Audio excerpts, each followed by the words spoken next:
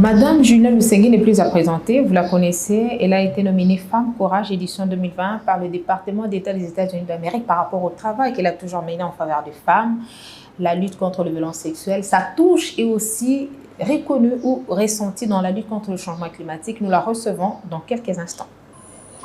Le portrait.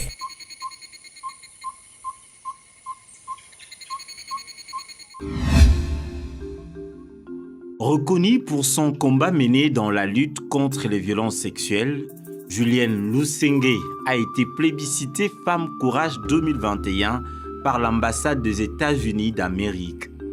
Cette héroïne dans la lutte pour les droits des femmes s'inscrit aussi dans une autre lutte planétaire liée au changement climatique. La porteuse de la voix des sans-voix s'érige en défenseur de droits de femmes dans le domaine écologique, ces victimes sur qui pèsent les conséquences de la crise climatique. La présidente du groupe, Sophie Padi, et directrice du Fonds de femmes congolaises, plaide pour la représentativité des femmes à tous les niveaux. Julienne Lusenge, Femme Courage édition 2021, est notre invitée. Madame Julienne Lusenge, merci de nous recevoir chez vous. Merci aussi d'être là. Bienvenue. C'est un plateau que nous tenons ici chez vous pour parler de vous d'abord, pour parler de votre apport en tant que femme. Mais vous êtes plus reconnue d'abord comme militante dans la lutte contre les violences sexuelles. Vous défendez les droits des femmes, vous portez les voix des sans-voix. Vous avez été nominée Femme Courage par les États-Unis d'Amérique. C'est au mois de mars que vous avez reçu votre prix. Vos impressions? Oui, j'étais contente de la reconnaissance de notre travail au niveau du département d'État des États-Unis. C'est tout à fait normal que quand on reconnaît les efforts que vous faites, que vous puissiez vous en réjouir. Mais aussi, je sais, ce travail n'est pas seulement pour Julienne. Julienne ne peut pas le faire toute seule. Donc c'est la reconnaissance du travail des femmes congolaises, toutes les femmes ensemble qui collaborent avec moi, qui apportent aussi leur contribution pour qu'on réalise tout ce qu'on a pu réaliser jusqu'à ce jour. Et donc pour moi, c'est encore une interpellation pour me dire, Julienne, tu dois encore faire plus, tu dois encore faire plus. Et chaque fois que je reçois le prix, et c'est ça la voix qui me dit, Julienne, tu dois faire encore plus. Et donc pour moi, c'est le prix des femmes congolaises et j'espère que nous allons encore continuer à lutter. Aujourd'hui, quand on me donne les prix, les gens ne peuvent pas comprendre. Et on a traversé des moments vraiment difficiles. On a passé des nuits dans la brousse avec les enfants. On a eu des moments désespérés, on croyait qu'on va mourir. Je vais vous donner juste un exemple. Un jour, on était arrivé à Bunia pour évaluer notre travail. On est parti avec le groupe des évaluateurs. Mais à peine arrivé, le soir même, donc le lendemain, on est arrivé dans les après-midi. Ça, c'est 2014, je crois, 2014. On est arrivé à peine et le soir, heureusement, je ne suis pas rentrée dormir chez moi. Je suis restée à l'hôtel avec mon mari. Mais l'équipe était rentrée. Il y avait des jeunes gens chercheurs qui étaient avec nous, qui étaient déjà arrivés à la maison. Les autres, le reste de l'équipe, donc les femmes, n'étaient pas encore arrivées. Alors, il y a un véhicule qui est entré dans la parcelle, qui a mis les phares sur la porte pour éclairer toute la parcelle, et ils ont cherché à savoir où j'étais. Et les jeunes gens, ils ont dit non, parce qu'on avait donné déjà les consignes, ils ont dit non, on ne la connaît pas. Nous sommes juste des chercheurs, on a loué ici pour rester. Et c'est comme ça, ils ont insisté, ils ont regardé. Ce n'était que des jeunes gens qui étaient là. Finalement, ils ont cru qu'ils se sont trompés. Ils sont repartis à trompe. Et le lendemain matin, il fallait quitter directement la ville pour retourner sur Bunia. 200 km. Bon, parce qu'on a travaillé pour documenter tous les... on a porté la voix des femmes là où il fallait pour la justice. Alors, Madame Julienne Lusenge, vous militez pour les droits des femmes. la lutte contre les violences sexuelles, mais vous êtes allé de la lutte contre les violences sexuelles pour lutter contre le changement climatique. Comment vous nous expliquez cette mutation? C'est les droits des femmes. Vous savez, c'est nous qui portons la vie. Et c'est nous qui travaillons au champ pour nourrir la communauté. Donc, quand nous devons nourrir la communauté, nous voulons protéger notre ressource. Le sol, la terre, c'est la vie, c'est la mer. Quand vous arrivez en Amérique latine, quand il vous parle de la terre, il vous parle de la mer, parce que c'est elle qui donne la vie. Et donc, elle doit être protégée. Et si elle n'est pas protégée, c'est la vie qui va s'arrêter. Et donc, pour nous, nous devons prendre en considération tous ces aspects des droits humains. Nous devons nous nourrir correctement pour être en bonne santé. Et c'est comme ça que nous avons dit, non, il faut que nous, les femmes, nous puissions nous impliquer dans les questions de changement climatique, la justice climatique. Nous devons être là, nous sommes des actrices. Et c'est comme ça que nous avons commencé à financer, à encourager les organisations qui travaillent dans ces domaines et aussi leur apporter des informations. Nous avons financé une organisation qui travaille sur la fabrication des briquettes pour que les femmes ne puissent pas continuer à couper les arbres et parcourir de longues distances, qu'elles aient des braises qu'elles vont utiliser qui coûtent moins cher et qui peuvent faire l'affaire sans trop dépasser. Nous avons aussi financé des organisations qui ont planté des arbres à Béni. Il y a une organisation qui a planté plus de 1500 arbres. Malheureusement, avec les EDF, l'organisation a dû fuir, donc quitter la zone d'intervention et abandonner les arbres que les femmes avaient déjà plantés. Nous avons aussi financé une organisation qui construit les biogaz pour donner l'énergie dans les villages. Donc, les femmes donnent l'énergie pour préparer à manger et aussi pour avoir la lumière. Qu'est-ce que cette organisation fait?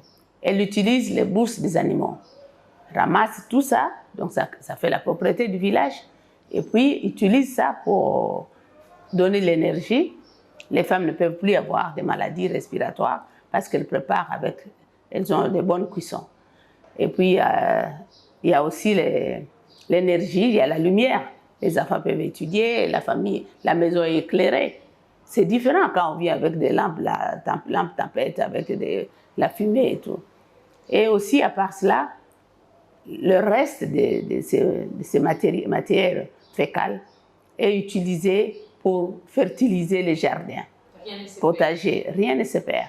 Donc, elles ont la possibilité de faire leur jardin potager autour des maisons et avoir à manger la bonne culture, bien traitée.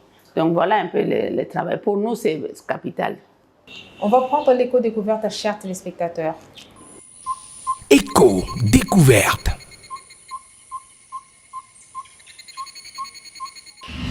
L'eau est notre ressource la plus précieuse, un or bleu auquel plus de 2 milliards de personnes n'ont pas directement accès. Un enjeu essentiel à la survie, mais aussi un enjeu sanitaire rare, social et culturel au cœur des sociétés humaines. Ces mots sont de la directrice générale de l'UNESCO à l'occasion de la célébration de la Journée mondiale de l'eau, édition 2021. Une édition très particulière placée sous le thème « La valeur de l'eau ». Un rapport sous le même thème est publié par les Nations Unies. Il décrit les enjeux liés à l'évaluation de l'eau à travers les différents secteurs et selon différentes perspectives et identifie le moyen de promouvoir l'évaluation de la valeur en tant qu'outil de développement durable. Pour les experts, l'eau étant une ressource unique et irremplaçable existant en quantité limitée face à la démographie galopante, il est donc plus qu'urgent de mettre en exergue ses multiples valeurs et avantages en tant que source de la vie, des sociétés et des économies. Contrairement à la plupart d'autres ressources, il s'avère difficile de déterminer sa valeur réelle, d'où la proposition dans ce rapport de multiples approches destinées à évaluer la valeur de l'eau, selon les perspectives et dimensions des utilisateurs. Le rapport a fait savoir que le manque d'évaluation de la valeur de l'eau dans ses multiples utilisations est considéré comme une cause profonde ou symptôme de sa négligence par les politiques et de sa mauvaise gestion. Ainsi, pour une gestion durable et équitable des ressources en eau, Les hydrologues estiment qu'il est fondamental de reconnaître, de mesurer et d'exprimer les multiples valeurs de l'eau afin de les intégrer au processus décisionnel. Utile à l'hydratation, à l'environnement, à l'hygiène, indispensable à la préservation des vies et de la santé des humains, l'eau joue un rôle de premier rang devant toutes les ressources, mais sa valeur demeure encore inestimable, soulignent les services de l'eau et assainissement de l'UNESCO. Pour l'assigner à sa juste valeur, il faudra, selon eux, tenir compte des avantages qu'elle apporte à la population, notamment son rôle dans l'amélioration des conditions de vie et de productivité, ainsi que la participation au travail.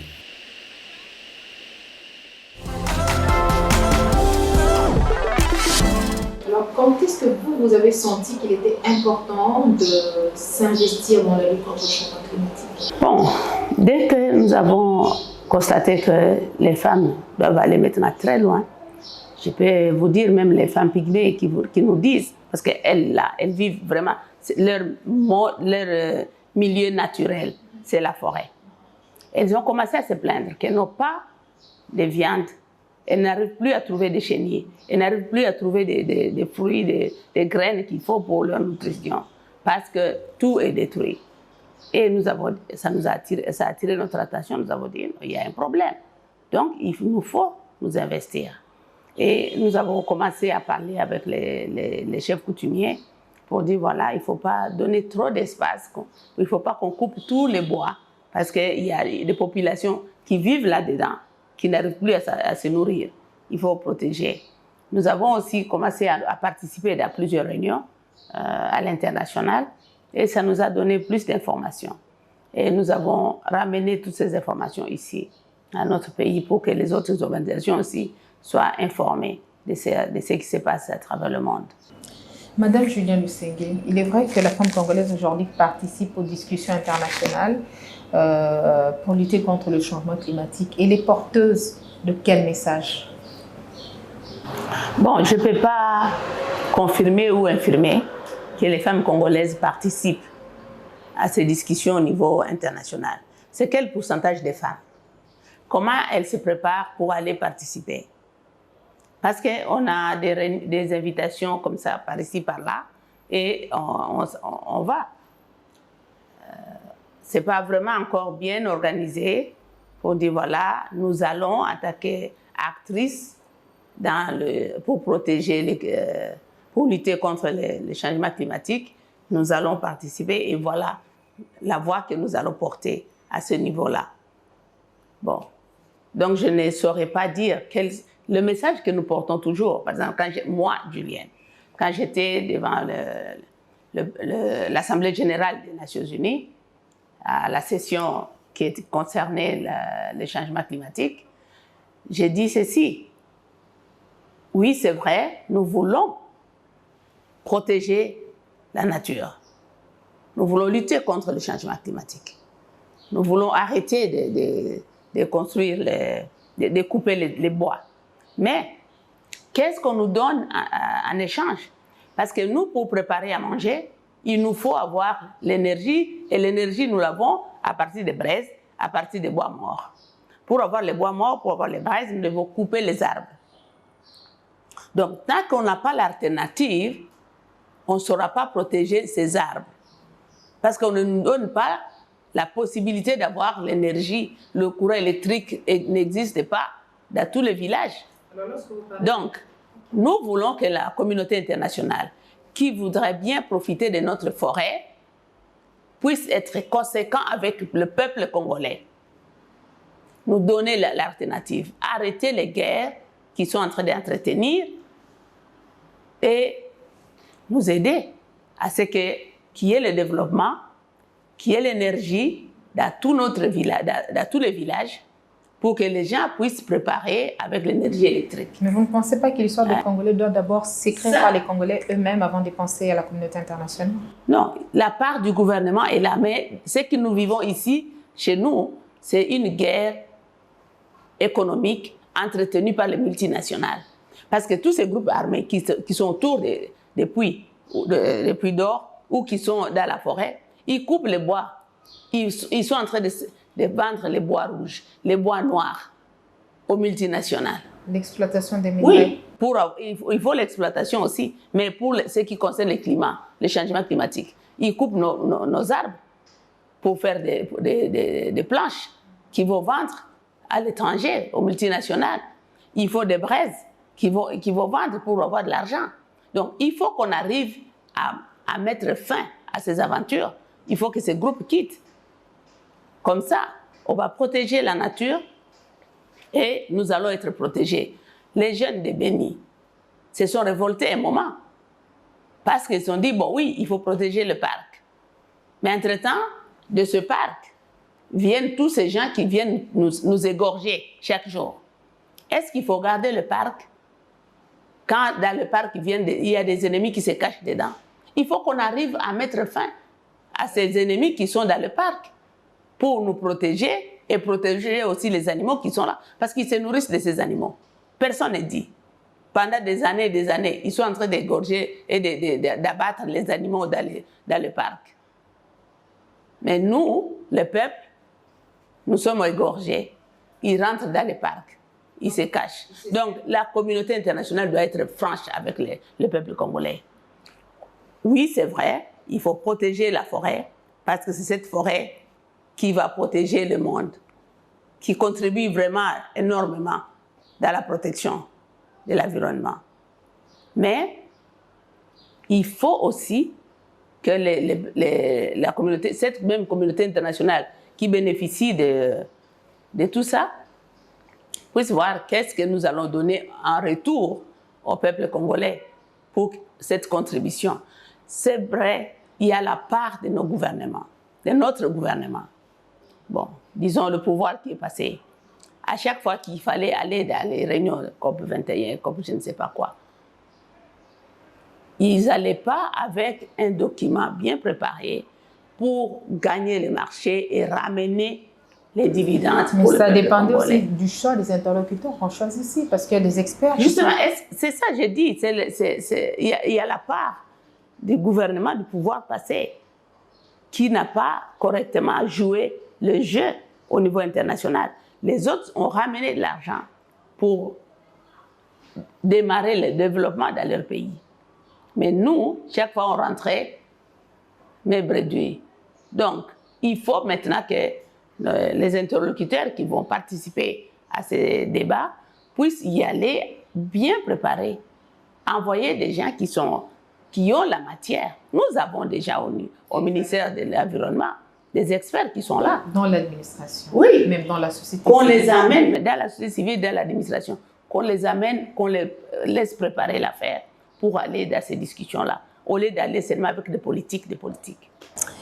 Alors, on va prendre l'éco-créativité, cette rubrique qui nous permet de faire la promotion des initiatives vertes. Éco-créativité.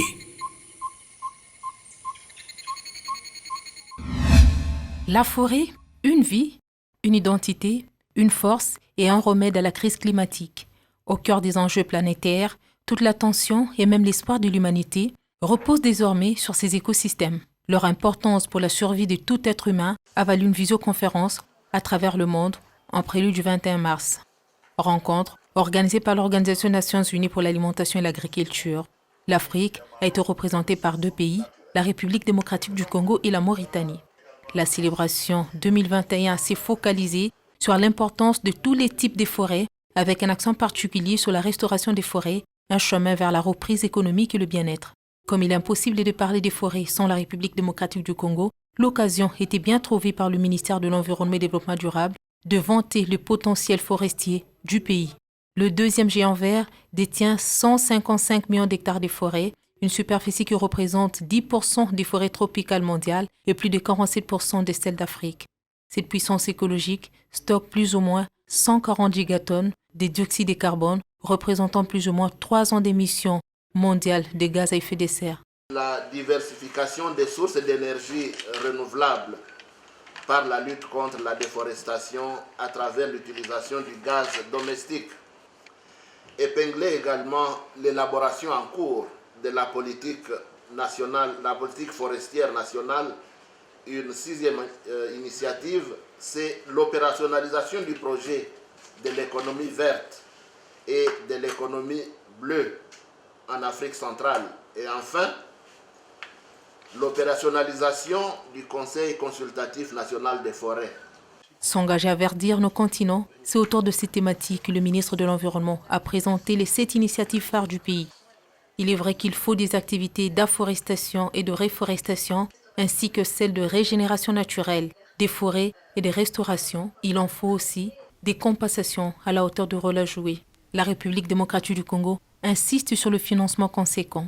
Un autre signal fort de cet engagement à reverdir la planète, c'est l'accueil dans les tout prochains jours par la République démocratique du Congo de la réunion des pays à haut couvert forestier et faible déforestation.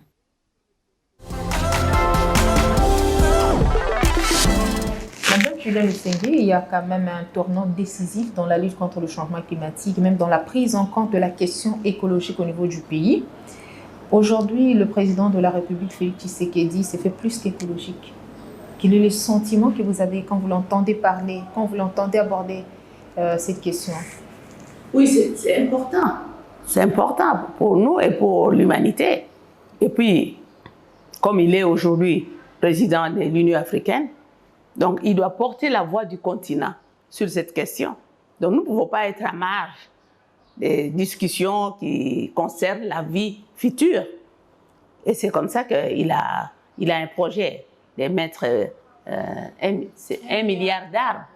Et donc, ça montre déjà sa volonté. Ça montre sa volonté. Et ça vous donne quand même du courage? Oui, ça me donne du courage et ça donne du courage à toutes les personnes qui sont engagées dans ces questions. Vous, personnellement, et je vais vous dire que je suis membre d'une organisation, J'échange pour le climat, qui a commencé à porter ces débats, à amener les différents acteurs politiques, société civile, experts, ensemble pour discuter et partenaires pour discuter de ces questions. Alors quand on parle je change pour le climat, je comprends que ça doit aussi dicter un comportement. Comment il faut changer pour le climat?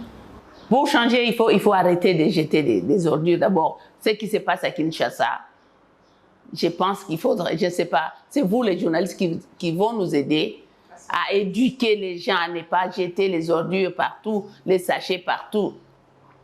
C'est incroyable. Quelqu'un, dans une grande voiture là, de luxe, fait sortir une bouteille en plastique et jeter sur la rue. On prend les saletés de son ménage pour venir jeter dans les caniveaux. C'est où qu'on peut faire ça? Madame Julienne, nous savons également que ces déchets ailleurs constituent... Il faut qu'on les utilise autrement, qu'on les transforme. Est-ce que ça ne vous tente pas de les utiliser autrement? Bon, j'y pense souvent, mais je n'ai pas encore trouvé la possibilité des moyens, des partenaires qui peuvent m'aider à m'accompagner dans cette affaire. Mais j'y réfléchis beaucoup. On va prendre le concept vert, chers téléspectateurs. Concept vert.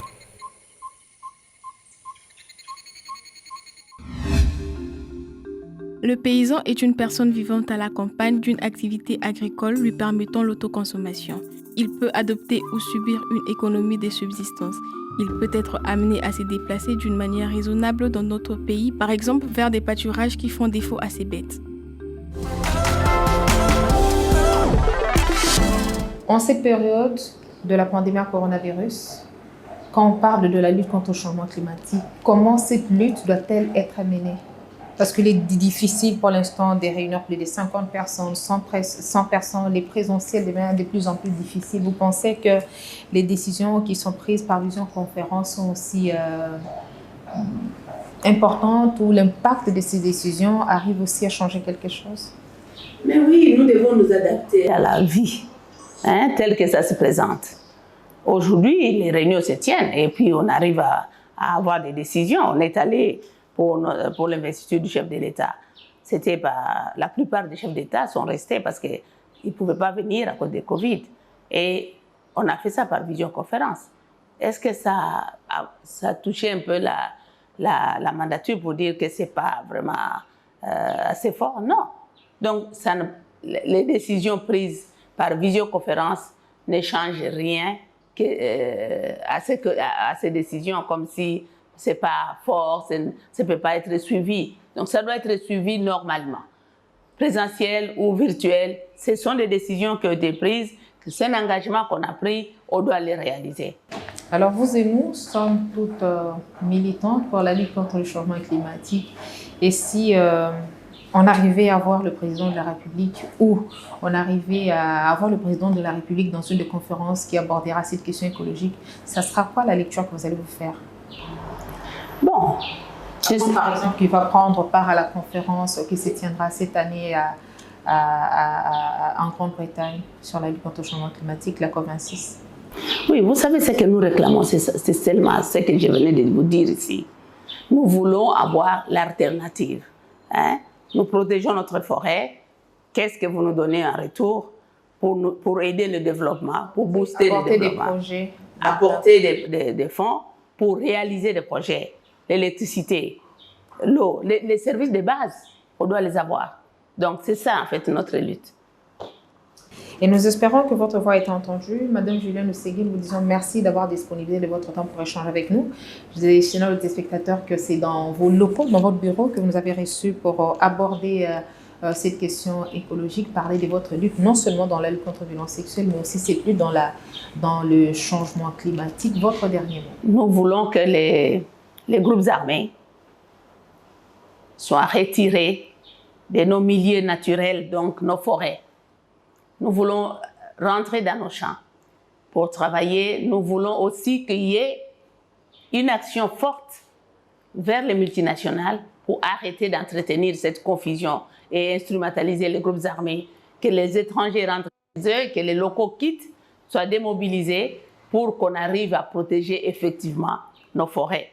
Pour que les femmes pygmées rentrent manger leurs chenilles et leurs viandes de chasse et tout, et que les femmes aussi, nous, les femmes bantoues, que nous puissions aussi rentrer dans nos champs. Donc, il est impérieux qu'on implique les femmes dans toutes les discussions, à tous les niveaux, où on parle de cette question, parce que la terre, là, c'est nous, les femmes. C'est la femme qui travaille la terre et nous savons que lorsqu'il y a guerre, il y a insécurité, cette femme ne sait plus continuer avec ses activités champêtres et ça impacte même sur son foyer. Ouais. Madame Julienne Lusegui, merci et à très bientôt. Merci. À la prochaine. Mon idée pour la planète.